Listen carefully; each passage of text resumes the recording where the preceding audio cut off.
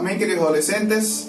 Estamos muy contentos de continuar esta serie del ADN Divino con la segunda temporada. Y esta temporada también va a tener 4 episodios. Comenzamos este primer episodio recordando la temporada pasada. A manera de introducción vamos a recordar cómo fue la temporada pasada. La temporada pasada hablamos de que nosotros fuimos creados con una genética y Satanás engañó al hombre y a la mujer introduciendo un veneno, una contaminación que afectó nuestro ADN original. Luego, entonces, el Señor planificó darnos su ADN para restaurar ese ADN dañado en nosotros. Vimos la historia de Nicodemo, de cómo Nicodemo le pregunta al Señor qué puede hacer él o cómo puede hacer él para tener esa vida. El Señor le da todas las respuestas. Sin embargo, Nicodemo no está seguro y no decide seguir al Señor en ese momento. Más adelante él aparece en la Biblia, pero solamente aparece haciendo un favor a la sepultura del Señor, ¿verdad? Él aparece donando una ofrenda para sepultar al Señor. Sin embargo, su actitud no fue una actitud de arrepentimiento, en contraste con la de los apóstoles, que apenas el Señor les dijo que lo siguieran, ellos lo siguieron, ellos no dudaron y lo siguieron.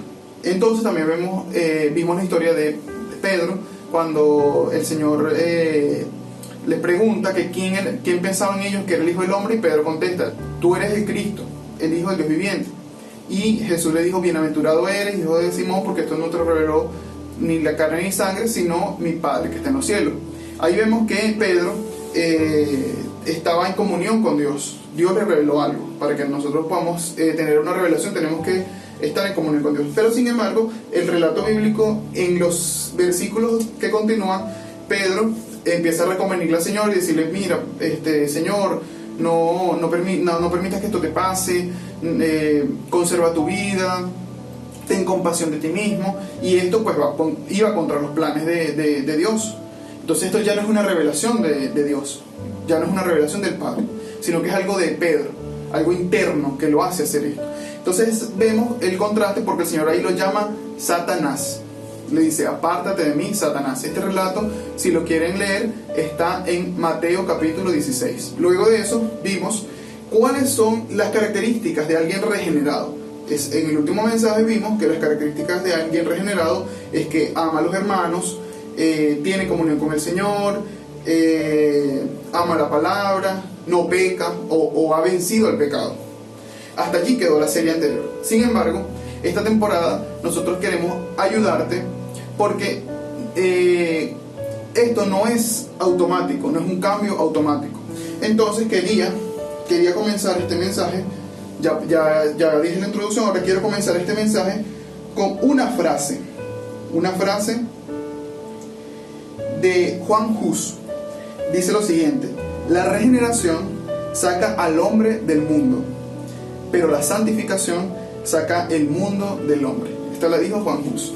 Entonces, bueno, comenzamos aquí hablando sobre cómo nosotros fuimos creados, para poder entender qué pasa en nuestra naturaleza. En la temporada pasada vimos algunas cosas, pero quiero profundizar más en esto. Nosotros fuimos creados de manera tripartita, porque la Biblia dice que fuimos creados a imagen y semejanza de Dios. También la manera como fuimos creados indica que tenemos 3 partes. Porque la primera parte es el cuerpo. Cuando Dios creó al hombre, Él formó al hombre del polvo de la tierra. Esto es un elemento físico, es un elemento que está en la tierra, o sea, un elemento que tú puedes tocar, que tú puedes ver, que tú puedes analizar. Así es nuestro cuerpo, un cuerpo que contacta las cosas físicas, el mundo físico. Y en nuestro cuerpo están los sentidos, para ubicarnos, para saber dónde estamos: en la vista, el oído, el olfato. Luego el Señor sopló en la nariz del hombre aliento de vida. Este elemento ya no pertenece a la tierra, ya no es un elemento terrenal, sino que es un elemento que viene de Dios. Entonces nosotros fuimos creados con elementos terrenales y este elemento divino que viene de Dios. De ahí entró nuestra naturaleza, de este soplo. Pero cuando este soplo entró en ese muñeco de barro, entonces se creó un alma. Vamos a leer este versículo. Vamos a leer Génesis capítulo 2, versículo 7. Dice: entonces Jehová Dios formó al hombre del polvo de la tierra y sopló, ok, aquí vemos el polvo de la tierra, y sopló en su nariz aliento de vida. ¿Ves? Ya van el elemento terrenal y el elemento divino. Y fue el hombre un ser viviente. Este ser, esta palabra ser, en el original es alma viviente. Entonces tenemos el cuerpo, pero también tenemos un alma y un espíritu. Ese soplo es nuestro espíritu humano.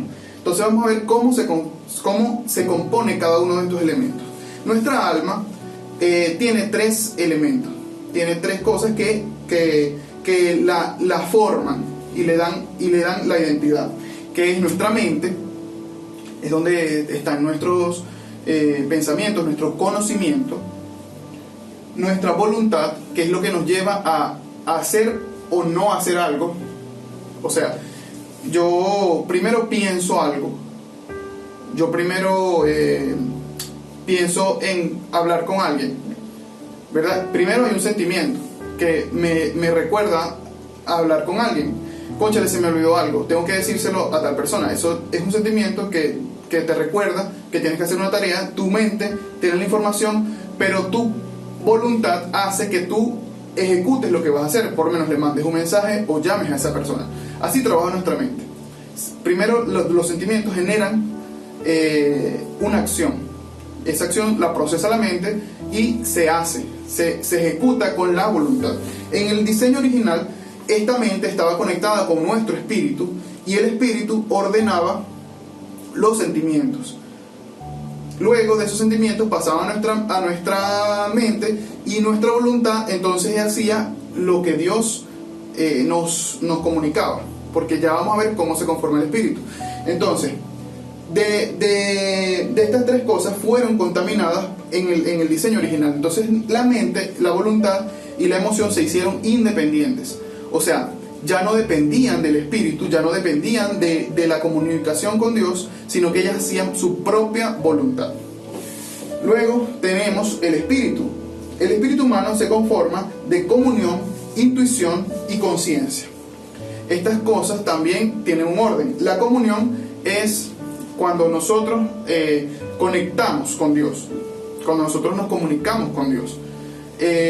La intuición es cuando Dios nos habla, cuando Dios nos da un sentir espiritual para hacer o no determinada tarea. La intuición es un nivel, ahora a nosotros nos cuesta un poco experimentar esta parte de la intuición, porque es un nivel espiritual elevado. Tenemos que tener un espíritu desarrollado. Como nuestro espíritu fue amortecido, entonces nuestra comunicación con Dios no es tan efectiva como antes. Entonces tenemos que empezar a trabajar y ejercitar ese espíritu como un músculo que estaba atrofiado, ejercitarlo para que en algún momento entonces esta comunicación sea efectiva. Luego tenemos la conciencia. La conciencia es lo que nos diferencia el bien y el mal.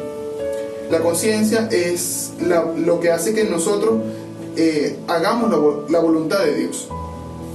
¿Qué pasa cuando alguien no tiene una conciencia activa? Hace cosas malas pensando que están bien. Hay cosas malas que son muy evidentes. Por lo menos matar a alguien es malo. Eso es muy evidente. No está bien matar a alguien. Otra cosa, mentir a alguien. Eso no está bien. Sin embargo, hay cosas que nosotros hacemos que no están bien, pero creemos que sí están bien. Entonces, ¿cómo nosotros sabemos esto? Bueno, conociendo al Señor, teniendo comunión, Él nos va diciendo mediante su palabra qué está para Él, bien o mal. Eso es lo que gobernaba al hombre. Entonces este filtro pasaba por los sentimientos del hombre, la voluntad, la mente. Ok, entonces el hombre cayó y fue contaminado. ¿Qué pasó con estos órganos? Bueno, vimos que el cuerpo se hizo mortal. El alma se independizó y el espíritu se amorteció. Ahora tenemos un conflicto. Cuando nosotros creemos en el Señor y somos regenerados, hay un conflicto entre el bien y el mal dentro de nosotros. Entonces allí es cuando tú sientes que tienes que dejar algo, pero no puedes. ¿Has intentado eso? ¿Has intentado dejar un mal hábito por tu propia cuenta y no has podido? ¿Te has sentido frustrado cuando te cuesta ser un buen cristiano? Tu conciencia te acusa de cosas que antes eran normales y ahora no. Esto nos pasa a todos. A veces queremos dejar cosas atrás que sabemos que están mal, pero no podemos por nuestra propia fuerza. Entonces nos sentimos frustrados porque nosotros no tenemos el poder para cambiar estas cosas. Tú, adolescente, tienes una lucha interna. Si fuiste regenerado, tal vez tengas una lucha interna, tal vez tengas una confusión en tu mente de que no puedes hacer cosas por tu propia voluntad.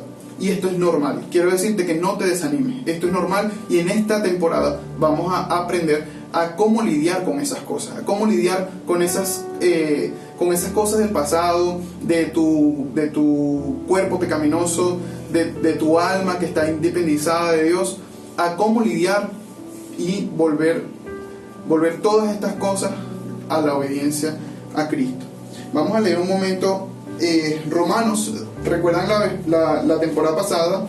Leímos Romanos. Vamos a recordar el conflicto que Pablo tenía. Pablo era una buena persona. Este es un ejemplo excelente, porque Pablo era una buena persona. Pablo era una persona educada, formada a los pies de Gamaliel, que era un fariseo. Él conocía la Escritura, conocía lo que Dios había escrito en el Antiguo Testamento.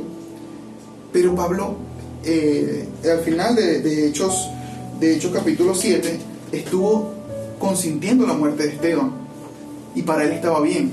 Entonces ahí vemos que su alma estaba sin conciencia, porque para él estaba bien matar. Él mataba a los cristianos, perseguía a los cristianos. ¿Tú matarías a alguien por ser cristiano o por no ser cristiano? Evidentemente no.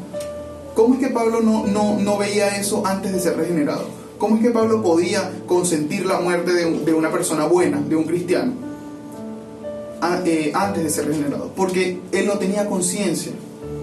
Entonces, cuando Pablo escribe Romanos, capítulo 7, eso ya lo leímos, el versículo 15, bueno, todo este capítulo, desde el 7 hasta el 25, habla de esa lucha, de ese conflicto. Vamos a leer el versículo 15, por ejemplo, que dice: porque lo que hago no lo entiendo. Este conflicto es un conflicto del alma, porque lo que hago es voluntad y entenderlo es la mente. Entonces su voluntad y su mente no están de acuerdo. Lo que hago no lo entiendo. Cuando una persona es regenerada, comenzamos a hacer cosas que entran en conflicto, porque nuestra voluntad ahora puede separarse del alma, o sea, dejar de hacerle caso al alma y conectarse con el Espíritu. Cuando nuestra voluntad se conecta con el Espíritu, entonces no entendemos lo que hacemos, y viceversa. Cuando nosotros hacemos cosas malas, nuestra conciencia nos acusa: pero yo hice eso, ¿por qué lo hice? Entonces Pablo tenía esta lucha, y es normal. Pablo aquí era una persona que estaba en el proceso de santificación. Él ya fue regenerado, pero como vimos anteriormente, la santificación es un paso siguiente que saca el mundo del hombre.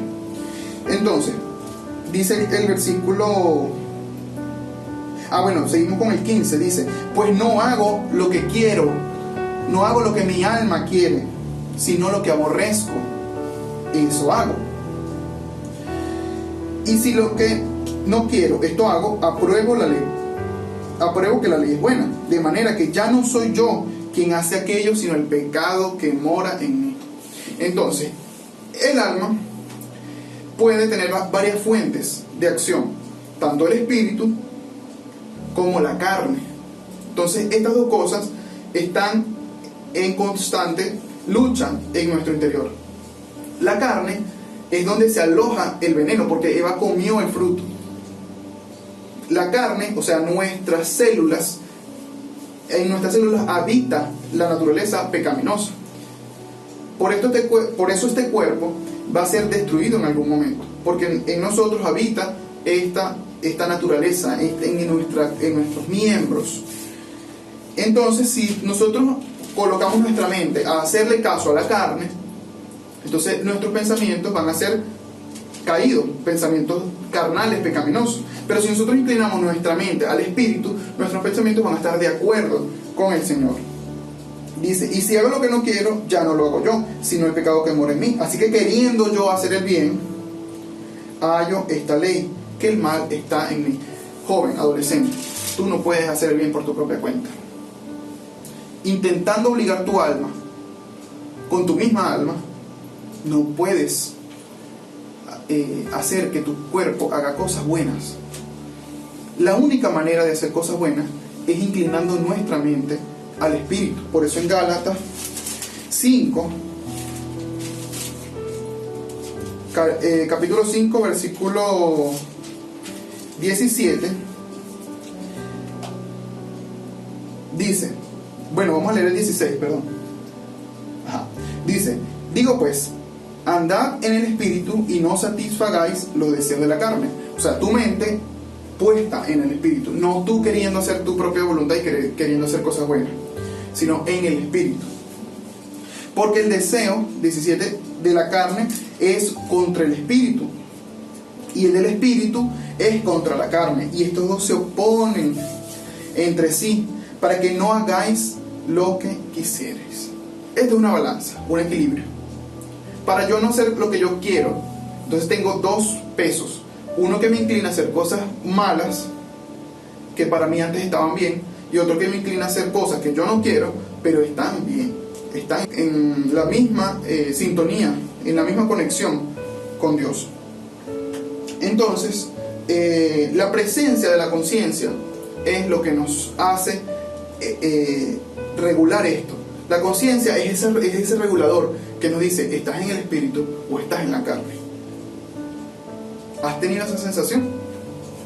Sientes que te estás divirtiendo con tus amigos y llega un pensamiento del Espíritu y dice, esto no está bien. Recuerda, estás haciendo algo que no debes.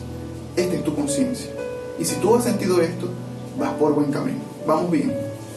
Estamos en el lugar correcto. Y si tienes la conciencia activa, es porque has sido regenerado. No dudes de eso. No dudes de tu regeneración. Muchas personas te pueden hacer dudar. Te pueden decir, ¿será que tú eres cristiano de verdad? Así no se comporta un cristiano. Por eso que yo no creo en los cristianos. No dejes que esas voces te hagan dudar. Tú ya has sido regenerado, porque tú estás sintiendo que tu conciencia te está regulando. Ok. Entonces, en los próximos episodios vamos a hablar de cómo vencer esta ley, cómo saber lidiar con esta lucha interna. Ahora te voy a leer vamos a hacer una pausa aquí para leer 2 testimonios de jóvenes. Estos testimonios los conseguí en una web de jóvenes cristianos. Obviamente son anónimos, pero me aclararon mucho, me ayudaron mucho y espero que a ti también te ayude. Presta atención. El primer testimonio es una chica. Dice, la verdad es que es mi primera vez compartiendo mi testimonio. Ahora tengo 15 años y estoy en 4º año de bachillerato. Hace 2 años yo quería ser parte de este mundo. Era egoísta y aparentaba estar muy bien conmigo misma. Sin embargo, sentía que no era aceptada por mi situación económica y pensaba, Dios, ¿por qué me odias? ¿Qué sentido tiene mi vida? ¿Para qué me creaste si mi mundo iba a ser una miseria? No entendía nada, no amaba a Dios y era hipócrita con muchas personas. Mi familia empeoraba mi situación porque ellos tampoco creían en Dios. Un día, una amiga me invitó a una reunión de su iglesia y en esa reunión casi me quedo dormida, pero ella no se molestó, sino que por el contrario me invitó a la próxima. Así cada vez que iba, algo en mí cambiaba, hasta que un día tomé la decisión de aceptar a Jesús como mi Salvador. Siempre estaré agradecida con Dios por poner a mi amiga y a ella por su constancia y oraciones. Hoy en día todo es muy diferente. Mi familia aún sigue siendo inconversa, pero no dejo de orar por ellos. Y sé que así como yo, algún día ellos darán ese paso de fe. Excelente. Ahora el segundo testimonio es de un joven. Hola, bendiciones. Quiero compartir mi testimonio con ustedes. Durante 17 años viví en un barrio. Tenía muchos problemas en mi casa. Todo el día habían discusiones y comencé a alejarme de mis padres y hermanos para comenzar a beber cerveza. Luego poco a poco también comencé a fumar marihuana, según yo, para olvidarme de los problemas en mi casa. Sin darme cuenta, estaba sumergido en vicios y era dependiente de ellos. Yo trabajaba y gastaba todo mi dinero en drogas de diferentes tipos, a tal punto que lo hacía todos los días. No llegaba a casa y no sentía miedo de perder la vida, con tal de seguir con esa adicción. Estuve 4 veces al borde de la muerte por mezclar varios tipos de sustancias. Algunos de mis amigos perdieron la vida en peleas entre pandillas, así como también fueron ellos quienes le quitaron la vida a otros.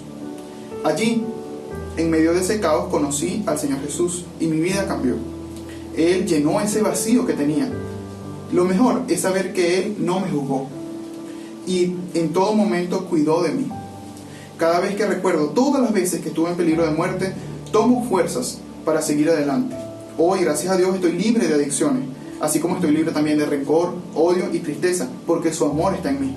Mis padres también fueron alcanzados por Dios, y hoy vivo para alabarle y servirle. Amigo, cualquiera que sea tu situación, no dudes en entregarle tu vida al Señor. Él no va a fallarte jamás. Excelente. Me gustaron mucho estos testimonios, porque es el día a día. Ese eres tú y ese soy yo. Nosotros tenemos un testimonio. Cada uno de nosotros tiene un testimonio importante. Y me gustaría, de corazón, que si tienes un testimonio que pueda impactar a otro joven, a otro adolescente, envíanos tu testimonio. Haznoslo llegar para compartirlo de forma anónima, por supuesto, aquí, en los próximos mensajes. Te aseguro que tu testimonio puede ayudar mucho, mucho a otro joven, porque puede estar pasando la misma situación que tú estás pasando. Bueno, continuamos. Entonces, ya para finalizar, vemos que los esfuerzos son inútiles, que los esfuerzos no pueden ayudarte. Muchos jóvenes que están en un ciclo vicioso, adictos a pornografía, están atados a la masturbación, están atados a vicios, están atados a pecados sexuales, pecados morales.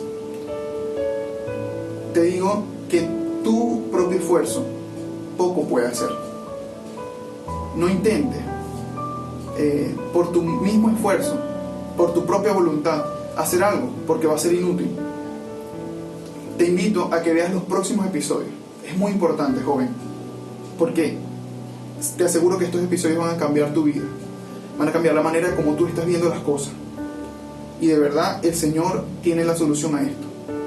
El Señor te puede ayudar, solamente tienes que volverte al Señor.